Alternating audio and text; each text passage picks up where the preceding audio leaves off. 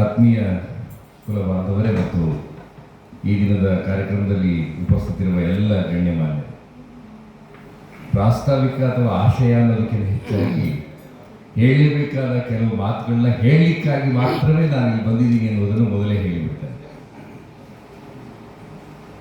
ಈ ಎಲ್ಲ ಪ್ರಯೋಗಗಳು ಎಲ್ಲರೂ ಎಲ್ಲವನ್ನು ಕಲಿಬೇಕು ಅಂತ ಅಷ್ಟೇ. ಯಾಕಪ್ಪ ಅಧ್ಯಕ್ಷರು ಇಲ್ಲಿ ನಿಂತ್ಕೊಂಡು ಫೋಟೋ ತೆಗಿತಾರೆ, ಇನ್ನೊಬ್ಬರು ಕಾರ್ಯದರ್ಶಿಯಾಗಿ ಇದ್ಕೊಂಡು ಸ್ವಾಗತ ಮಾಡಬೇಕಾದ್ರೆ ಒಂದೊಂದೇ ಹೆಸರು ಎರಡೆರಡು ಸಾರಿ ಹೇಳ್ತಾರೆ, ಮೂರು ಸಾರಿ ಹೇಳ್ತಾರೆ, ಇಬ್ಬರೇ ಸರಿ ಹೇಳ್ಬಿಟ್ಟು ಕೂತ್ಕೋತಾರೆ. ಯಾಕಿದೆಲ್ಲ ಇವಾಗಬೇಕು? ಅವ್ರಿಗೆ ಈ ವೇದಿಕೆ ಸಿಗದೇ ಇದ್ರೆ ನಾಳೆ ಒಂದಿನ ಇಲ್ಲಿ ನಿಲ್ಲೋದೇ ಇಲ್ಲ. ಸೊ ಒಟ್ಟಾರೆಯಾಗಿ ಗೌಡತಿಯರನ್ನ ಮನೆ ಒಳಗಡೆಯಿಂದ ಹೊರಗಡೆ ಕರ್ಕೊಂಡು ಬಂದಿದ್ದೀವಿ ಅಂದಮೇಲೆ ವೇದಿಕೆಯಲ್ಲಿ ಮೈಕ್ ಹಿಡಿಯೋ ತಾಕತ್ತು ಅವ್ರಿಗಿದೆ ಅನ್ನೋದನ್ನ ಸಾಬೀತು ಮಾಡಬೇಕಂದ್ರೆ ಈ ರೀತಿ ಅವಕಾಶಗಳು ಬೇಕೇ ಬೇಕು, ಕೊಡಬೇಕು ಕೂಡ. నేను ಕೆಂಪೇಜಲ್ಲಿ ಫೋನ್ ಮಾಡಿಬಿಟ್ಟು, ಶಾಂತರಾಜು ನಾನು ಪ್ರತಿ ಸಾರಿನೂ ಬರ್ತಾ ಇದ್ದೀನಿ, ಏನೂ ಮಾತಾಡ್ತಾ ಇಲ್ವಲ್ಲ. ಅಕ್ಕೋರಿಗಿದೆ, ಮಾತಾಡಬೇಕು ಅನ್ನೋದಿದೆ, ಏನು ಮಾತಾಡಬೇಕು ಅನ್ನೋದು ಗೊತ್ತಿರೋಲ್ಲ. ಕಲಿಕೆ ತಾನಾಗಿ ಎಲ್ಲವನ್ನು ಕಲಿಸ್ಬಿಡುತ್ತೆ. ಆ ಪ್ರಯೋಗ ನಡೀತಾ ಇದೆ. ಆ ಪ್ರಯೋಗದ ಭಾಗವಾಗಿ ಎಲ್ಲವನ್ನೂ ನೀವು ಪ್ರಯೋಗವಾಗಿ ತೆಗೆದುಕೋಬೇಕು. ಆಕಸ್ಮಿಕವಾಗಿ ಏನಾದರೂ ಈ ತಪ್ಪುಗಳು ನಡೆದ್ರೆ ತಪ್ಪಂತ ಗಮನಿಸಬೇಡಿ, ಒಪ್ಕೊಳ್ಳಿ. ಅಧ್ಯಕ್ಷರು ತಪ್ಪು ಮಾಡ್ಬೋದು, ಕಾರ್ಯದರ್ಶಿ ತಪ್ಪು ಮಾಡ್ಬೋದು, ಆರ್ಎಲ್ಸ್ ಇಲ್ಲಿರುವ ಯಾರೇ ತಪ್ಪು ಮಾಡಿದ್ರು ಕೂಡ ಅವುಗಳನ್ನು ತಪ್ಪಾಗಿ ಗಮನಿಸಬೇಡಿ, ಒಪ್ಪಿಗೆಯಾಗಿ ತೆಗೆದುಕೊಳ್ಳಿ. ಕಲ್ತ್ಕೊಳ್ಳಿಕ್ಕೆ ಬೇಕಾದನ್ನು ಹೇಳ್ಕೊಡಿ ಅನ್ನುವ ಮಾತನ್ನು ಆರಂಭದಲ್ಲಿ ಉಲ್ಲೇಖಿಸಿ, ಈ ನಮ್ಮ ಕುಲಶಿಲ್ಪಿಗಳು ಅನ್ನುವ ಕಾರ್ಯಕ್ರಮವನ್ನು ಪ್ರಾರಂಭ ಮಾಡುವ ಹಿನ್ನೆಲೆ ಈಗಾಗಲೇ ನಾನು ಕಲಾಕ್ಷೇತ್ರದಲ್ಲಿ ನಯನ ಸಭಾಂಗಣದಲ್ಲಿ ಉಲ್ಲೇಖಿಸಿದ್ದೆ. ಯಾಕಿದು ಆರಂಭ ಆಯಿತು ಅಂತ. ಒಕ್ಕಲಿಗರ ಸಾಹಿತ್ಯ ಸಮ್ಮೇಳನ ಮಾಡಬೇಕು ಅನ್ನುವಂಥ ಪ್ರಮುಖ ಯೋಜನೆಯನ್ನು ಇಟ್ಕೊಂಡು ಆರಂಭವಾದದ್ದು. ಅನೇಕ ಕಾರಣಗಳು ಅವಕಾಶ ಕೊಡಲಿಲ್ಲ. ಅದರಲ್ಲಿ ಒಂದು ಕಾರಣ ಏನು ಅಂದರೆ, ಜಾತಿ ಕೇಂದ್ರಿತವಾದ ಸಮ್ಮೇಳನದ ಅವಶ್ಯಕತೆ ಇದೆಯಾ ಅನ್ನುವಂಥ ಕೂಗು ಅನೇಕ ಕಡೆಗಳಲ್ಲಿ ಬಂತು. ಉತ್ತರ ಸಹಜವಾಗಿ ಕೊಡ್ಲಿಕ್ಕೆ ಸಾಧ್ಯ ಇತ್ತು ಅವತ್ತು. ಯಾಕೆ ಲಿಂಗಾಯತರು ಮಾಡ್ಕೊಳ್ತಾ ಇಲ್ವಾ ಶರಣ ಸಾಹಿತ್ಯ ಸಮ್ಮೇಳನ ಅಂತ? ಯಾಕೆ ದಲಿತರು ಮಾಡ್ಕೊಳ್ತಾ ಇಲ್ವಾ ದಲಿತ ಸಾಹಿತ್ಯ ಸಮ್ಮೇಳನ ಅಂತ? ಬೇರೆ ಬೇರೆ ವರ್ಗದವ್ರು ಮಾಡ್ಕೊಳ್ತಾ ಇಲ್ವಾ, ನಾವು ಯಾಕೆ ಮಾಡಬಾರದು ಅಂತ ಕೇಳುವ ಎಲ್ಲ ಸಾಮರ್ಥ್ಯಗಳಿದ್ರೂ ಕೇಳಲಿಲ್ಲ. ಕಾರಣ ಏನು ಅಂದರೆ, ಈ ಸಂಘಟನೆ ಜಾತಿ ಕೇಂದ್ರಿತವಾಗಿ ಇಲ್ಲವೇ ಇಲ್ಲ. ಮೊದಲನೇದು, ಒಕ್ಕಲಿಗ ಎನ್ನುವುದು ಯಾರು ವ್ಯವಸಾಯಕ್ಕೆ ತಮ್ಮನ್ನು ತೊಡಗಿಸಿಕೊಂಡಿದ್ದಾರೆಯೋ ಅವರೆಲ್ಲರೂ ಸೇರ್ಕೊಂಡಿದ್ದಾರೆ. ಬ್ರಾಹ್ಮಣರ ವ್ಯವಸಾಯ ಮಾಡಿಲ್ವಾ? ನಮ್ಮ ಹಳ್ಳಿಗಳಲ್ಲಿ ಬ್ರಾಹ್ಮಣರು ಜಮೀನು ಇಟ್ಕೊಂಡು ಚೆನ್ನಾಗೇ ದುಡಿತಾ ಇದ್ದಾರಲ್ಲ, ಅವರು ಒಕ್ಕಲಿಗರು.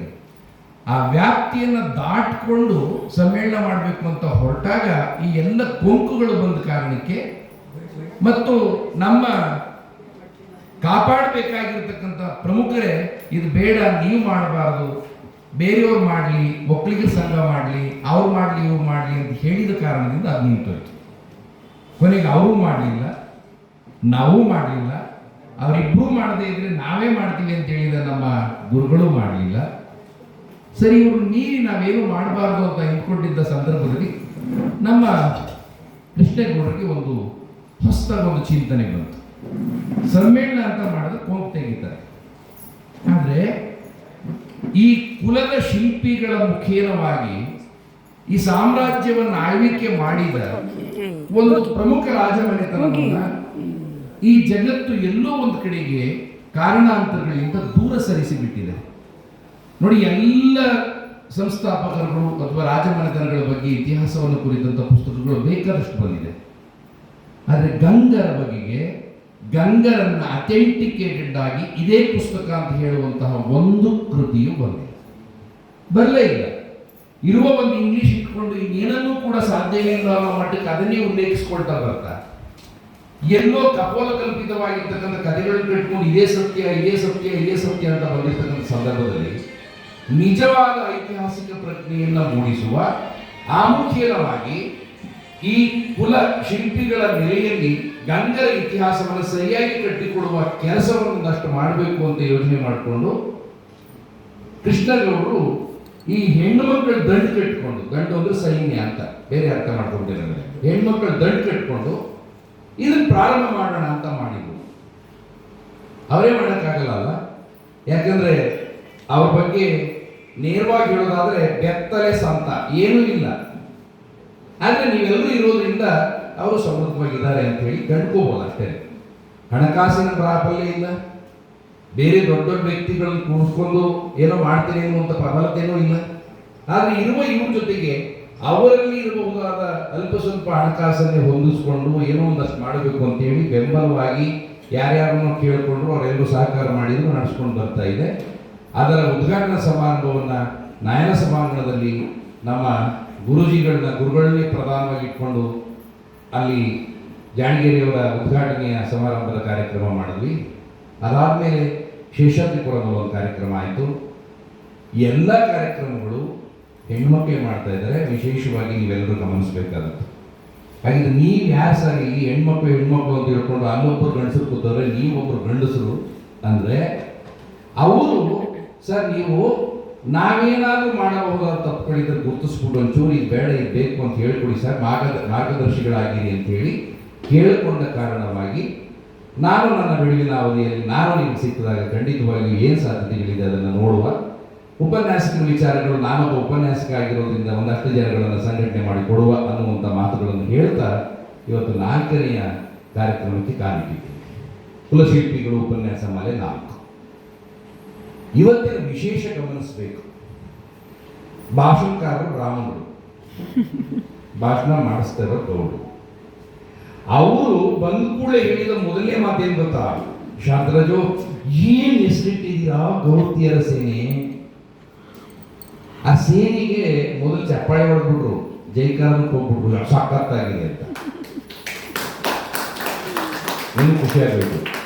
ನನಗೆ ರಿವರ್ಸ್ ಒಂದು ಫೋನ್ ಬಂದಿತ್ತು, ಕಲೆಯ ಗೌಡ್ರ ಕಾರ್ಯಕ್ರಮಕ್ಕೆ ಬ್ರಾಹ್ಮಣರ ಕೈಲಿ ಭಾಷಣ ಮಾಡಿಸ್ತಾ ಇದೆಯಲ್ಲ ಅಂತ. ಹಂಗೆ ಹೇಳಿ ಹಿಂಗಂದ್ರಲ್ಲ ಏನು ಮಾಡೋದು ಅಂತ ಅವ್ರನ್ನ ಇಬ್ಬರು ಒಂದು ಮಧ್ಯಮ ವ್ಯವಸ್ಥೆಯನ್ನು ಕಂಡುಕೊಂಡ್ವಿ. ನೋಡಿ, ಒಕ್ಕಲಿಗರು ಅನ್ನುವ ಪದದಲ್ಲಿ ಜಾತಿ ಇಲ್ಲ.